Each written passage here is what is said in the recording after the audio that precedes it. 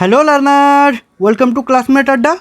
आज इस वीडियो में हम लोग क्लास 9th का जो एग्ज़ाम चल रही है उसी एग्ज़ाम का जो क्वेश्चन आया है उसी क्वेश्चन को हम लोग सॉल्व करेंगे और डिटेल में सॉल्व करेंगे। ठीक है, जिसका बनेगा उसको बनाएंगे, जो नहीं बनेगा उसको नहीं बनाना है।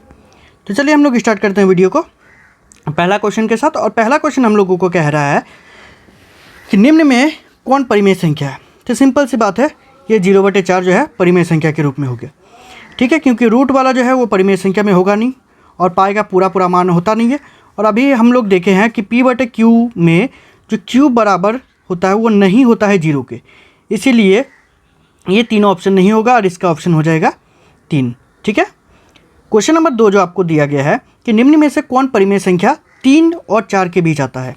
ठीक है, 3 और 4 के बीच मतलब 3.5। और इन चारों ऑप्शन में से सिर्फ एक ही ऐसा ऑप्शन है, ठीक है, जिसमें आप लोगों का जो है 3.5 आएगा, जो कि है 7/2। और 7/2 इसका आंसर हो जाएगा। क्लियर। चलिए क्वेश्चन नंबर जो है 3, और क्वेश्चन नंबर 3 आपको कह रहा है कि 6√5 गुना 2√5 बराबर है वो किसके।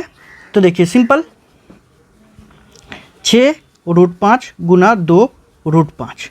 ठीक है, 6 दूनी 12 और √5 गुना √5 5 होता है, तो 12×5 = 60। तो इसका आंसर हो जाएगा 2 नंबर वाला।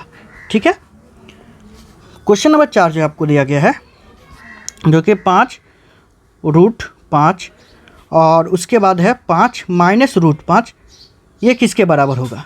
तो देखिए एक फॉर्मूला होता है a + b × a - b। तो इसके अनुसार जो होगा a² - b² का फॉर्मूला हो जाएगा। ठीक है, तो 25 - 5 तो कितना हो जाएगा 20। तो इसका आंसर हो जाएगा ऑप्शन 1 20। ठीक है ना। चलिए ये मेरे स्टूडेंट का बनाया हुआ है, ठीक है, जिसमें से बहुत सारा गलत भी है और बहुत सारा सही भी है, तो उसी को हम लोग देखेंगे। गलत तो देखना नहीं है, सिर्फ सही वाला देखना है। कह रहा है आप लोगों को 1/2 के हर का परिमेयकरण करने से प्राप्त संख्या 1/2 जो है इसका परिमेयकरण करेंगे। परिमेयकरण करने का मतलब होता है जो नीचे जो रूट वाला मान है इसको हटाना पड़ता है। तो करेंगे तो कितना हो जाएगा 1/2। ठीक है, तो इसका ऑप्शन नंबर 3 जो है वो सही हो जाएगा, मतलब 1/2। क्लियर। क्वेश्चन नंबर 5 आपका है जो कि आपको कह रहा है कि 6 का पावर 1/2। ठीक है, 6 का पावर जो है 1/2, इसको कैसे सॉल्व करना है। तो यदि हम लोग 64 जो है इसको स्क्वायर के रूप में लिखे तो ये हो जाएगा आप लोगों का 2⁻6। ठीक है, 2⁻6 और उसका भी पावर कितना हो जाएगा 1/2। तो एक फॉर्मूला होता है a⁻m और उसका भी पावर यदि n रहता है तो होता है a⁻m × n। ठीक है, इसी फॉर्मूला के अनुसार ये क्या हो जाएगा 2⁻6 गुना 1/2। 2 × 6 कट जाएगा, 3 को 1 से गुना करने पर 2⁻3। तो ऐसा ऑप्शन में आपको दिया नहीं है, इसीलिए 2 गुना 2 गुना 2 मतलब 2 दूनी 4, 4 दूनी 8। इसका आंसर जो हो जाएगा वो हो जाएगा 8, जो कि है आपका ऑप्शन नंबर 4। ठीक है, चलिए क्वेश्चन नंबर 7 पर बात करते हैं, जो दिया गया 2 का पावर 2/3 और गुना 2 का पावर 1/3। तो ऐसा ये हो जाएगा 2 का पावर नीचे जुड़ जाएगा। ठीक है, तो ये हो जाएगा 3 और ये हो जाएगा आप लोगों का 3, तो ये कट जाएगा 2 का पावर 1, 2 का पावर 1 मतलब 2। तो इसका ऑप्शन जो है वो हो जाएगा ऑप्शन नंबर 4। क्वेश्चन नंबर 8 जो आपको कह रहा है, जो कह रहा है निम्न में कौन बहुपद है। सिंपल सी बात है, जो भी चर रूट के में है वो बहुपद होगा नहीं, तो इसका मतलब ये तीनों ऑप्शन ना होकर के इसका ऑप्शन नंबर हो जाएगा 3। ठीक है, क्वेश्चन नंबर 9 जो कह रहा है वो है 5x - √7। ठीक है, तो इसका कह रहा है कि घात क्या है। तो सबसे अधिकतम घात देखा जाता है, इसमें घात नहीं है, इसमें भी घात नहीं है, तो घात कितना होगा 1। ठीक है, तो इसका जो अधिकतम घात हो जाएगा वो होगा 1, मतलब ऑप्शन नंबर 2। क्लियर। चलिए क्वेश्चन नंबर 10 जो दिया गया है आप लोगों को वो कह रहा है कि x = 0 दिया गया है। ठीक है, और इस बहुपद का आपको मान ज्ञात करना है। तो 5 × x की जगह 0 लिखना है, -4 × 0 का स्क्वायर और +3। ठीक है, तो देखिए समझने वाली बात यहाँ पर ये है हम लोगों का कि 5 को यदि 0 से मल्टीप्लाई करते हैं तो आ जाएगा हम लोगों का 0, और प्लस x का स्क्वायर मतलब 0 का स्क्वायर तो वो भी 0 होगा। 0 को 4 से गुना करने पर 0 ही होगा, सॉरी यहाँ माइनस है, और प्लस 3 तो ये तो हट जाएगा, बचेगा सिर्फ +3। तो इसका ऑप्शन जो है ऑप्शन नंबर हो जाएगा 2। क्लियर। चलिए अब क्वेश्चन नंबर जो है 11, क्वेश्चन नंबर 11 आपको कह रहा है कि x + 5 का शून्य ज्ञात करना है। तो सिंपल आप लोगों को पता है कि ऐसा रहता तो बराबर देके 0 लिखा जाता है। तो x बराबर +5 है, बराबर को उस पर आ जाएगा तो -5, मतलब ये 3 नंबर जो है आपका सही हो जाएगा। क्वेश्चन नंबर 12 जो है इसमें आप लोगों को कह रहा है कि x - 1 से भाग देना है कितना को, x + 3x² - 1 को, ठीक है ना। तो देखिए आपको ये नहीं बोला है भागफल विधि से, तो इसीलिए x + 1 = 0, मतलब x बराबर जो हो जाएगा वो हम लोगों का हो जाएगा -1, मतलब जहाँ जहाँ x है वहाँ पर हमको -1 लगाना है, ठीक है ना। तो -1 + 3 गुना -1 का स्क्वायर और -1, तो -1 ही होगा, प्लस ये हो जाएगा -1 का स्क्वायर मतलब 1 को 3 से गुना करने पर 3 -1, देखिए तो ये हो जाएगा आपका -2 और +3 मतलब सिर्फ 1। क्लियर। तो इसका आंसर हो जाएगा आप लोगों का 1। चलिए क्वेश्चन नंबर 13 जो है वो कह रहा है कि 12x² - 7x + 1 इसका सॉल्व कितना होगा। तो मध्य पद को तोड़ना है, मध्य पद का तोड़ने का तरीका इसको इसके साथ पहले 1 के साथ गुना कर देना है, तो 12x² मतलब बीच वाला को हमको ऐसे 2 भागों में तोड़ना है कि वो कितना है मान, तो गुना करने पर 12x² है और जोड़ने या घटाने पर 7x है, तो ये आ जाएगा 4x - 3x और +1, ऐसा लिख सकते हैं। अब इन दोनों में जो कॉमन है वो जाएगा 4x, बचा यहाँ पर आप लोगों का कितना, यहाँ पर बचा 3 और एक तो x और यहाँ -1, तो यहाँ पर हमको लिखना पड़ेगा माइनस में यदि देते हैं तो भी काम हो जाएगा, नहीं देते हैं तो वो देना ही पड़ेगा, नहीं तो फिर मिलेगा नहीं आंसर। तो यहाँ पर कुछ भी कॉमन नहीं है तो 1 ले लेते हैं, तो यहाँ बचा सिर्फ आपका 3x और यहाँ पर हो जाएगा आप लोगों का चलिए थोड़ा नीचे लिखते हैं, यहाँ हो जाएगा 3x और यहाँ पर हो जाएगा -1, ठीक है ना। अब इसको यदि आप लोग सॉल्व करते हो तो ये हो जाएगा आप लोगों का कुल मिला करके यदि देखा जाए तो इसका ऑप्शन नंबर हो जाएगा आपका कितना नंबर क्वेश्चन हम लोग बना रहे थे, सॉरी क्वेश्चन नंबर 13 को बना रहे थे, तो इसका आंसर आप लोगों का हो जाएगा 3, ठीक है, ये जो कि सही भरा है। चलिए क्वेश्चन नंबर जो है 14 का आंसर जो है वो हो जाएगा आप लोगों का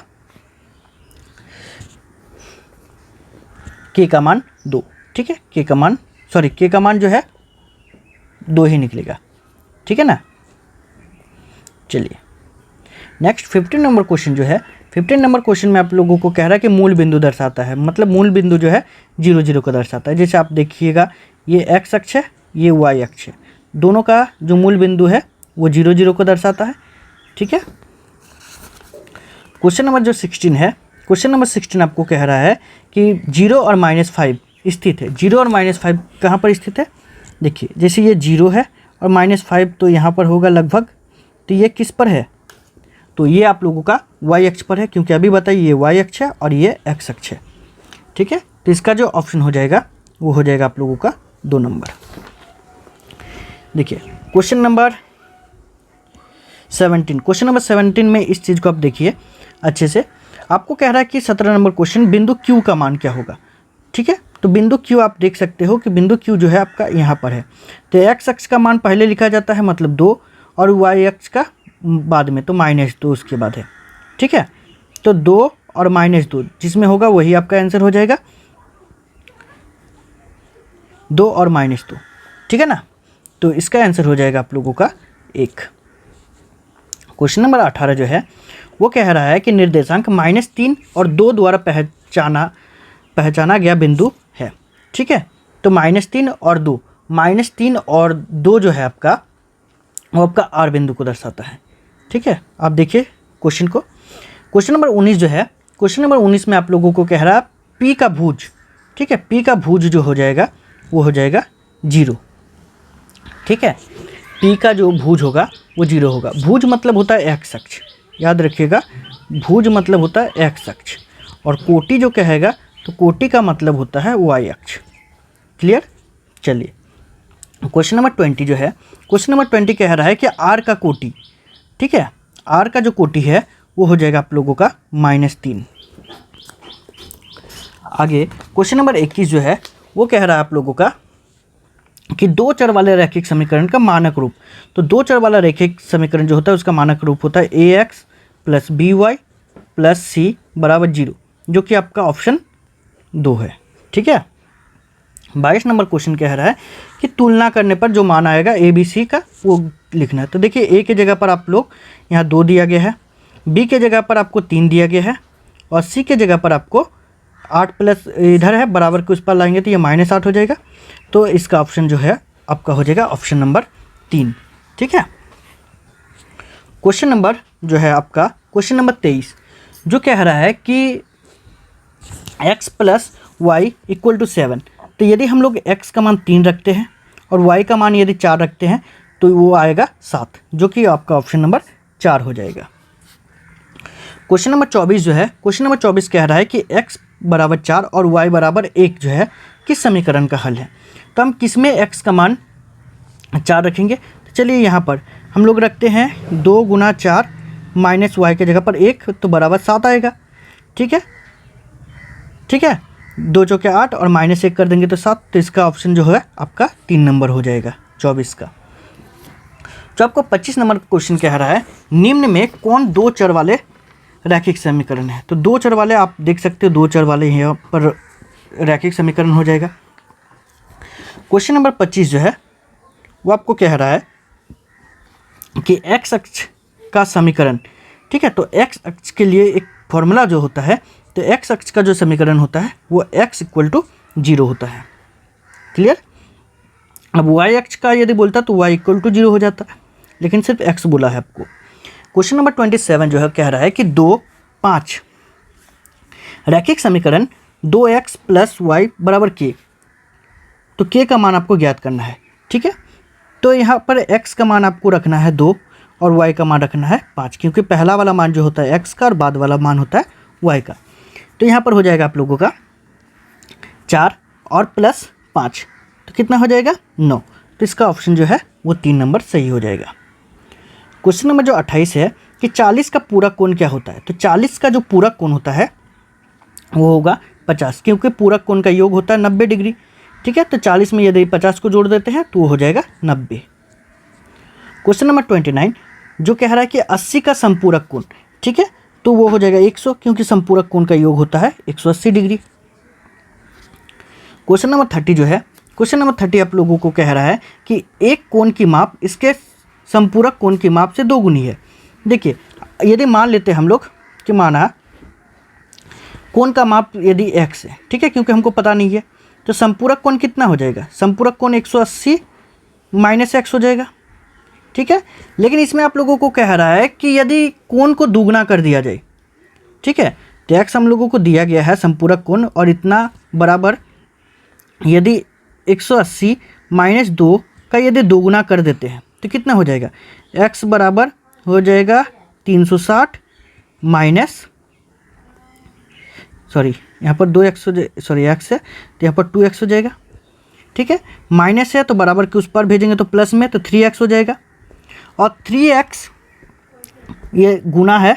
ठीक है। 3x बराबर 360 होगा। तो यदि हम लोग एक काम करते हैं कि 360 को में यदि 3 गुना को भागा में भेज देते हैं तो ये कटेगा, और कटने के बाद सीधा आप लोगों का मान जो है वो आएगा 120 आएगा। ठीक है। 360 को यदि 3 से भागा दिया जाए तो 120 मान आएगा। तो इसका ऑप्शन जो है वो हो जाएगा आप लोगों का 120। क्लियर। चलिए उसके बाद आप लोगों को क्वेश्चन नंबर कह रहा है 31। ठीक है। तो 31 का जो मान है वो हो जाएगा आप लोगों का, चलिए 31 क्वेश्चन कहाँ गया, चलिए इधर है। 31 का क्वेश्चन कह रहा है कि आकृति में ए ओ बी एक सरल रेखा है, तो x का मान ज्ञात कीजिए। तो सिंपल सी बात है, इन पूरा कोणों का योग 180 डिग्री होगा। यदि हम तीनों को जोड़ देते हैं ठीक है, जैसे कि x प्लस 20 को जोड़ते हैं, प्लस 2x को जोड़ते हैं और प्लस x को जोड़ते हैं, तो इतना बराबर 180 डिग्री होगा। ठीक है, तो एक तो x, दो तो x, 3x और एक 4x, 4x प्लस 20 बराबर 180 डिग्री होगा। अब सिंपल इसको सॉल्व करेंगे तो इसका मान निकलेगा 40 डिग्री। ठीक है, तो इसका ऑप्शन नंबर 1 जो है वो 40 डिग्री हो जाएगा। ठीक है, और क्वेश्चन नंबर जो है 32। ठीक है, तो 32 का आंसर कितना हो जाएगा वो आप लोग बताइएगा। ठीक है, वैसे इसका आंसर जो है वो 60 होगा। ठीक है, चलिए क्वेश्चन नंबर 33 कह रहा है कि त्रिभुज के तीनों कोनों का योग क्या होता है। तो त्रिभुज के तीनों कोनों का योग 180 डिग्री होता है। क्वेश्चन नंबर 34 यदि देखा जाए तो क्वेश्चन नंबर 34 कह रहा है कि समबाहु त्रिभुज है। ठीक है, सभी भुजा समान तो सभी कोण भी समान होगा, सभी कोण समान होगा तो 60 डिग्री करके होगा, तब 180 डिग्री का होगा। अब इसमें कह रहा है कि एक त्रिभुज है, ठीक है, जिसका ABC है और दूसरा है PQR, जिसमें यदि कह रहा है कि PR जो है, ठीक है, PR जो है वो किसके बराबर होगा, सिंपल AB के बराबर होगा, तो इसका आंसर हो जाएगा AB, मतलब ऑप्शन 1। क्वेश्चन नंबर 36 कह रहा है कि त्रिभुज ABC में AB बराबर AC है।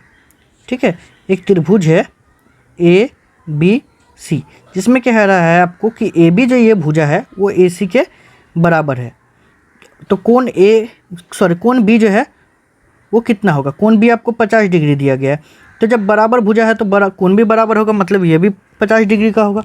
तो इसका अर्थ है कि इसका आंसर हो जाएगा 2 नंबर। क्वेश्चन नंबर 37 जो है त्रिभुज PQR में कोण P बराबर जो है Q के।